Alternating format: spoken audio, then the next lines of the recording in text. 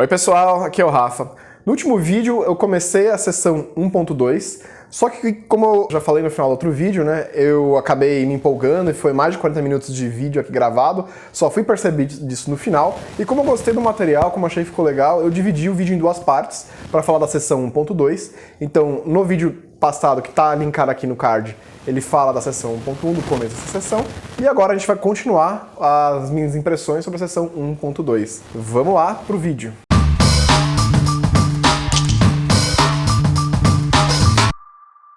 A próxima sessão é muito mais tranquila, é uma sessão que vai falar aqui sobre matemática, né? E essa parte sobre matemática, ele fala sobre a fundação das bases formais da matemática, que acontece lá no século XIX, muito embora a gente saiba que a matemática é milenar, lá os egípcios, os mesopotâmicos já faziam matemática, já usavam matemática no seu dia a dia, mas a matemática que vai influenciar a IA, ela começa lá no século XIX, com a formalização matemática, né, essa matemática axiomática, né, difícil, né, entre aspas, né, que os alunos hoje em dia não gostam tanto, né, provar teoremas, ou vem tanta abstração, né, que não entende onde a gente vai usar isso, né.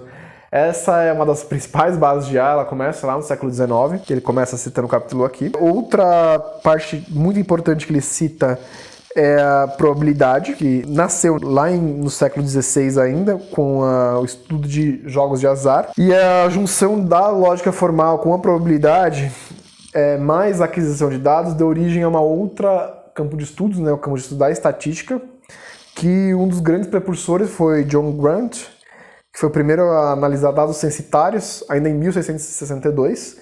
Achei bem curioso isso, olha só como a Inglaterra, né, nesse ponto de vista, era bem avançada, no século XVII, e já tinha censo, né, já tinham dados censitários para aplicar análises estatísticas.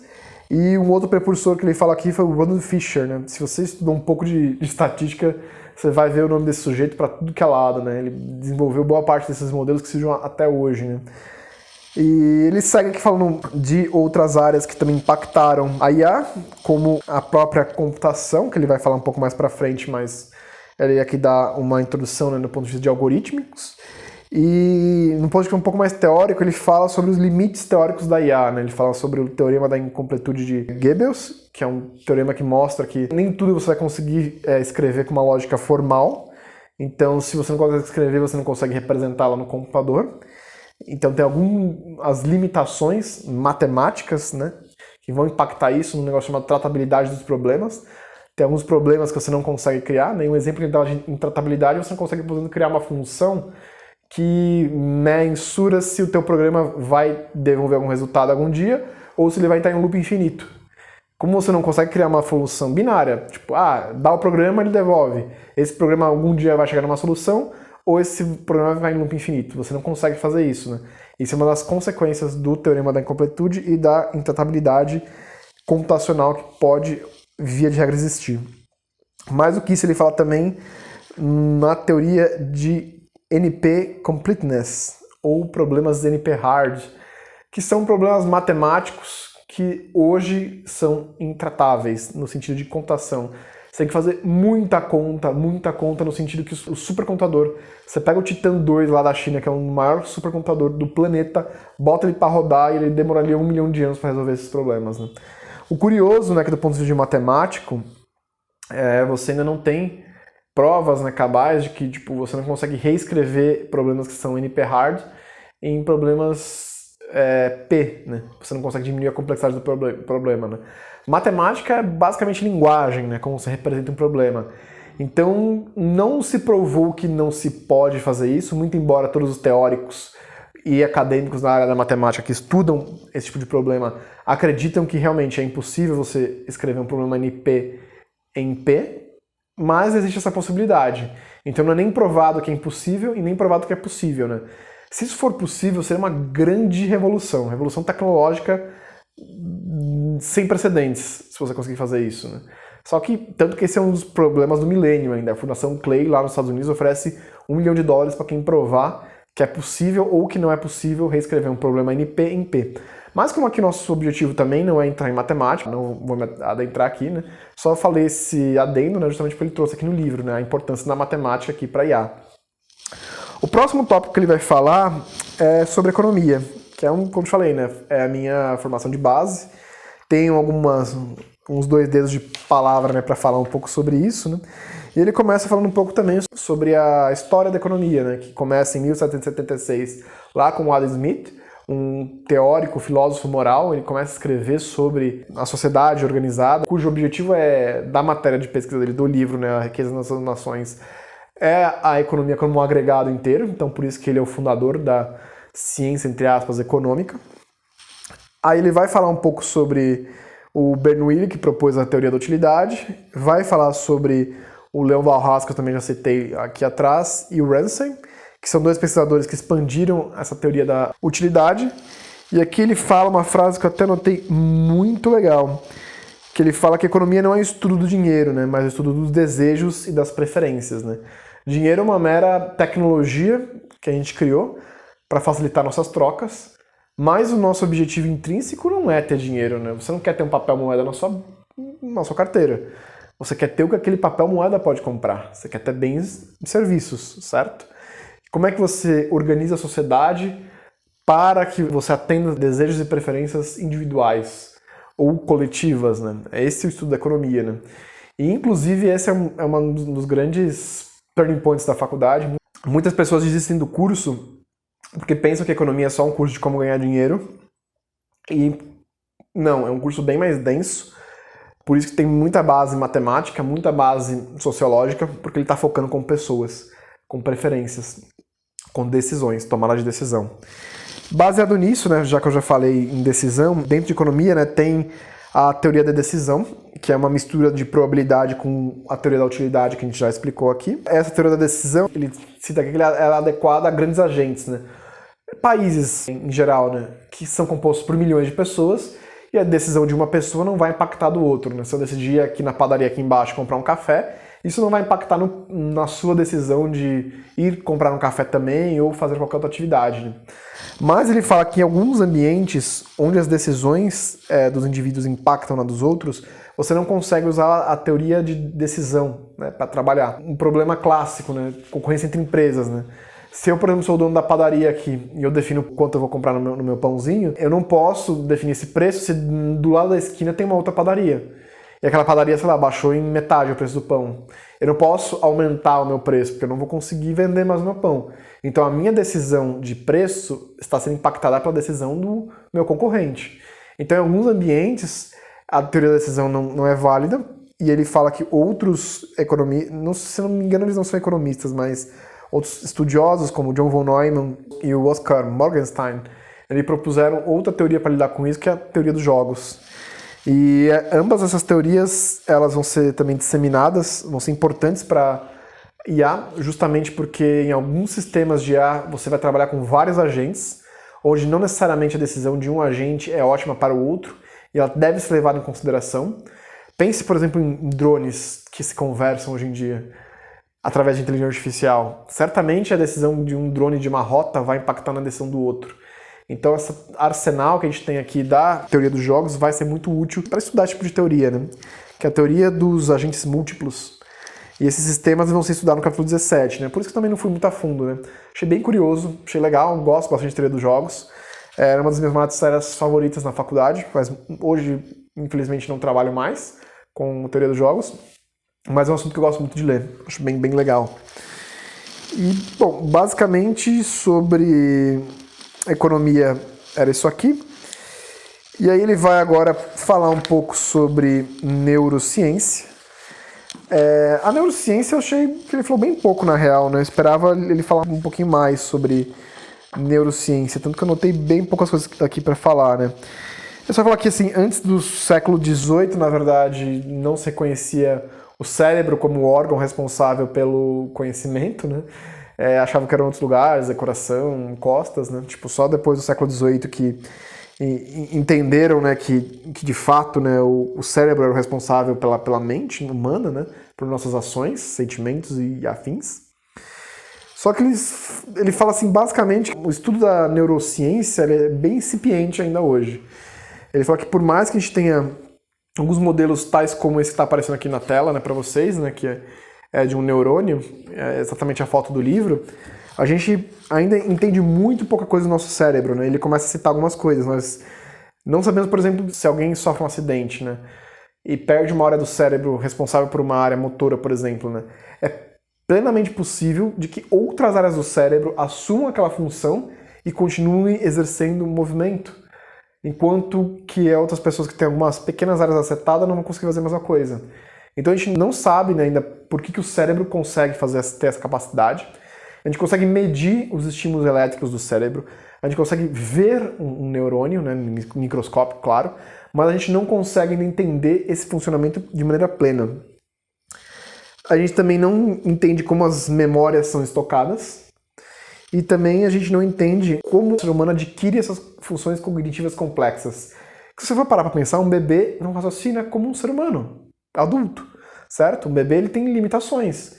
Ele não tem essa capacidade cognitiva. Por que o bebê humano, ele, na medida que vai crescendo, vai adquirindo essa capacidade cognitiva de conversar, de falar, de se expressar, de sorrir, de chorar, enquanto os animais, por exemplo, não conseguem fazer isso? Outros animais, né, quero dizer, né?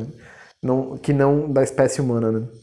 E ele fala bem pouquinho, na real, é só quase meia página aqui sobre neurociência. Ele termina falando sobre um conceito de singularidade, que é quando os computadores adquirirem a mesma capacidade de raciocínio, entre aspas, de um ser humano, um super-homem, e na medida que isso acontecer, o próprio computador pode começar a pesquisar maneiras de ficar mais inteligente num grande loop infinito, e aí seria um começo de uma nova era, né, vamos dizer assim.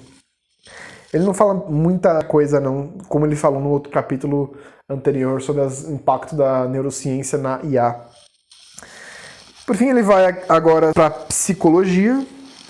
Na psicologia, ele vai falar basicamente de duas correntes. A corrente behaviorista, que é a corrente comportamental, que quer entender, que não quer estudar a mente humana sob um ponto de vista introspectivo, que é, como eu falei no outro vídeo, que é tipo você parar e pensar como vem os pensamentos na sua cabeça, tentar raciocinar sobre isso. A corrente behaviorista, ela começa também no século XIX, século XX, e ela rejeita qualquer teoria, né, que envolva esses processos introspectivos. Ela vai buscar estudar coisas, medidas e métricas objetivas, né, estímulos a um ser humano e ver o que acontece em resultado a tais estímulos, né. E a outra corrente que ele vai falar aqui é a psicologia cognitiva, né, que ela busca descrever, né, as operações cognitivas do ser humano em termos de como ela é processada na cabeça do ser humano, né. Ele não dá muitos detalhes sobre essas correntes, ou como elas funcionam. Imagino que se você entende de psicologia, né, essas correntes fazem muito mais sentido para você, mas confesso que nesses dois pontos eu não fui muito a fundo, não. Como eu já passei bastante tempo pesquisando filosofia, estava um pouco cansado e não quis pesquisar muito a fundo o que é a corrente cognitiva na psicologia, o que é a corrente behaviorista, né? Até porque ele também não dá muita ênfase aqui, né? Ele só fala mais do ponto de vista histórico, que essas correntes elas nascem lá em meados do século XX, e elas vêm a partir de diversos congressos, né, que eram muitos profissionais dessa área, da área da psicologia, frequentaram esses mesmos congressos lá em meados da década de 50 do século XX. E nessas conferências nasceram tanto a linha de pesquisa de inteligência artificial quanto as correntes behavioristas e cognitivas, né? Então eram pessoas que estavam próximos, né? Como eu falei, o nome do canal é Academia IA. E a minha ideia é trazer um pouco da academia, e a academia é um pouco isso, né? Tipo, são professores universitários, pesquisadores, fazem pesquisa e conversam, interagem. E essa interação é muito fértil, né? Muito importante, né? A pesquisa de um pode impactar no outro. As ideias de um podem impactar na pesquisa de outro. E era mais ou menos o que estava acontecendo aqui, lá no começo da década de 50, no século XX. Vários pesquisadores de áreas diferentes conversando, frequentando as mesmas conferências e surgindo ideias novas a partir disso, né? Tanto uma corrente psicológica quanto a corrente da própria pesquisa em IA, né? E ele termina aqui falando um pouco mais sobre outras áreas de pesquisa, por exemplo, uma área chamada interação humano-computador, né? Essa é uma área de pesquisa que começou também lá no final do século XX, meados do século XX, desculpa, 1968. Tem um pesquisador que chama Doug Engelbart. Ele foi um dos pioneiros nessa área e ele propõe não uma inteligência artificial, né, mas uma inteligência aumentada. Ele propõe que os computadores podem aumentar o processo cognitivo do ser humano ou aumentar a inteligência do ser humano. Acho bem legal. É só um parágrafozinho no final que ele fala disso, mas achei bem legal essa outra perspectiva aqui também, né? Se a gente for parar pra pensar, tipo, o nosso cérebro tá muito maior hoje, né? Porque a gente tem um celular no bolso, a gente não precisa decorar data, a gente não precisa saber fazer operações básicas, a gente pode pegar uma calculadora e usar, a gente pode pesquisar qualquer hora quando foi a data da independência, quando o Brasil foi descoberto, qualquer outro fato, né, histórico que o valha. Então, de certa maneira, nosso cérebro foi aumentado, né, pela tecnologia. Achei bem legal esse paralelo que ele fez aqui. Mas também não traz grandes elucubrações sobre psicologia e IA. Depois ele vai falar aqui sobre engenharia da computação. Basicamente ele vai falar aqui de processamento, da lei de Moore, que é uma lei que fala que mais ou menos a cada 18 meses a velocidade de processamento dos processadores de computador dobra. Essa lei foi válida, segundo ele, até o ano de 2005. E por isso que desde então a gente vê o surgimento de tecnologia de processamento paralelo, né? Que já que não dá mais para deixar o processador mais veloz, vamos colocar vários processadores e ganhar mais velocidade paralelizando as atividades, né, as execuções. Fala um pouco sobre GPUs e TPUs, que é o que a gente conhece. E ele fala também sobre o Wafer Scale Engine, que está aparecendo aqui para vocês na tela, né, esse nome. Fiquei curioso para saber o que era isso, que tipo de processador é esse, se era alguma outra técnica diferente, mas pelo que eu pesquisei era só um exemplo de um super processador muito rápido, centenas de vezes mais rápido que uma GPU, que se você já trabalha com ciência de dados há algum tempo, sabe que GPU já é uma maneira de processamento muito mais eficiente. E ele só mostra que essas tecnologias impactaram na IA porque possibilitaram você treinar modelos grandes, você resolver problemas grandes de otimização, né? E ele termina fazendo um adendo histórico, né? Ele fala um pouco sobre a máquina de calcular de Babbage e o primeiro problema da Ada Lovelace, né, que eu até comentei um pouco sobre ela no último vídeo, que tá na capa do vídeo. Mas ele fala que, tipo, por mais que eles dois foram precursores lá no século XIX dessa máquina de calcular, a pesquisa deles ficou relativamente esquecida até o Turing lá em 1950. E depois ele fala aqui um pouco sobre a teoria de controle, que eu achei muito interessante. É uma das áreas que eu gosto muito de pesquisar. Durante o mestrado e doutorado eu fiz algumas matérias de controle, que eu achei uma temática muito legal. Basicamente, você quer criar sistemas que se autogerem, né? E ele fala que tanto a área de controle quanto a IA seguiram um processo similar à área de psicologia, onde os mesmos pesquisadores ou pesquisavam IA ou pesquisavam controle. Então, no começo de uma nova tecnologia, de um novo campo de estudo, é muito natural que não se tenha clareza de que pesquisador pesquisa o quê, né? As coisas não estão tão claras. E os métodos eram muito parecidos, né? E o que diferenciou, basicamente, os problemas que cada um ataca é a matemática que foi utilizada. Olha que coisa interessante, né? Os problemas de controle, eles se baseavam muito mais em cálculo e álgebra linear. Isso levou eles a resolver problemas, né, de variáveis contínuas e conjuntos fixos. Ou seja, aqueles problemas de cálculo que a gente vê na faculdade, nos primeiros anos da faculdade. Já os processos de IA, eles se basearam em ferramentas como inferência lógica e computação. Isso proporcionou a IA resolver problemas na área de linguística, na área de visão computacional e por aí vai, né? E só uma adendo para vocês, se vocês quiserem entender um pouco mais o que é controle, né? Tipo, ele fala que o primeiro controle do planeta foi a máquina de Ctesibius, em Alexandria, que é um relógio de água, né? Basicamente, como é que esse relógio é? Você coloca uma fonte de água, tá aparecendo aqui na tela, né, para vocês uma imagem desse relógio, e nesse prato aqui em cima você coloca uma fonte de água, ou seja, tipo, você bota um cano de água até aí, ou um desvio de água até esse relógio, e ele vai enchendo de água. Toda vez que ele enche de água até o limite, ele abre uma válvula e a água escorre. Dessa maneira você consegue saber quantos períodos se passaram do dia, né, em relação a quanto tempo demorou para passar a água, né? Na Grécia, eles falaram que, se não me engano, eram 12 horas que existiam na Grécia, né? 12 ciclos de horas que se contava, e o Ctesibius conseguiu fazer esse relógio, né, tipo, lá em 250 a.C., né?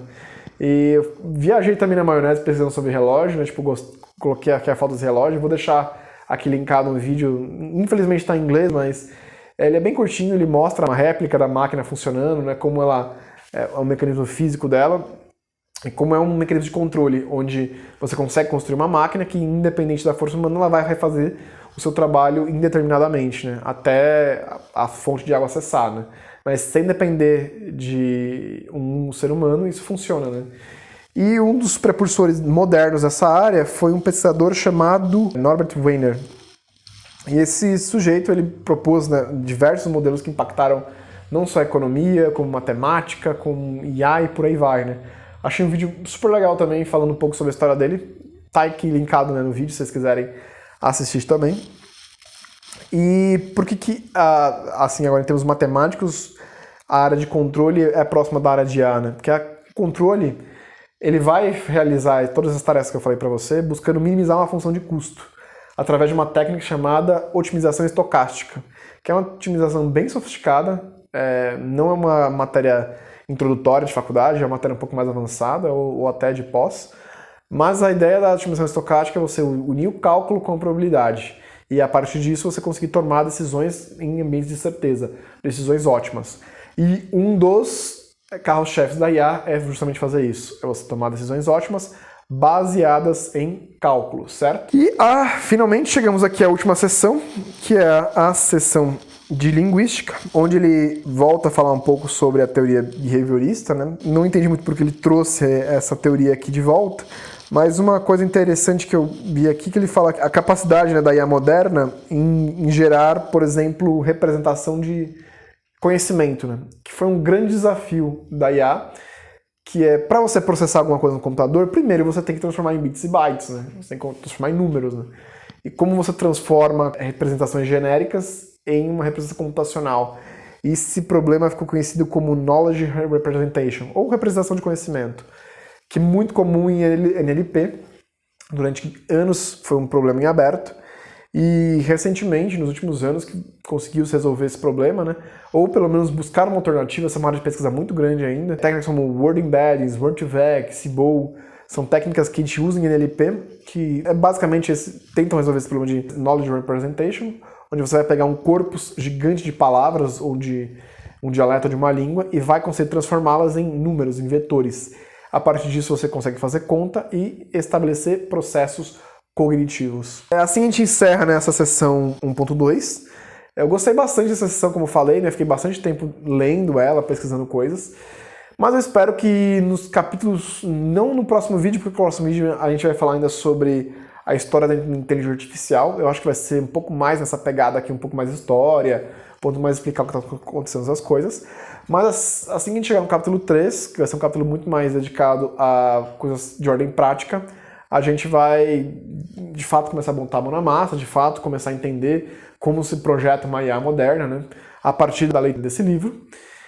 E eu só gostaria de fazer uma adendo, se você estiver lendo junto comigo esse livro, né, fique tranquilo se quiserem pular essa parte, é uma parte que faz mais sentido para quem já está um pouco mais sênior na carreira, pode ir direto para o capítulo 3. Mas se vocês quiserem ouvir um pouco mais de história, saber como as outras áreas impactam, né, na IA, fica seguindo aqui os vídeos. Se você gostou desse vídeo, não se esquece de se inscrever no canal. Deixe seu comentário se alguma coisa ficou um pouco enrolada, se eu não expliquei muito bem alguma coisa. Vou ter o maior prazer de te ajudar vocês nos comentários. E a gente se vê na semana que vem. Tchau, tchau, pessoal!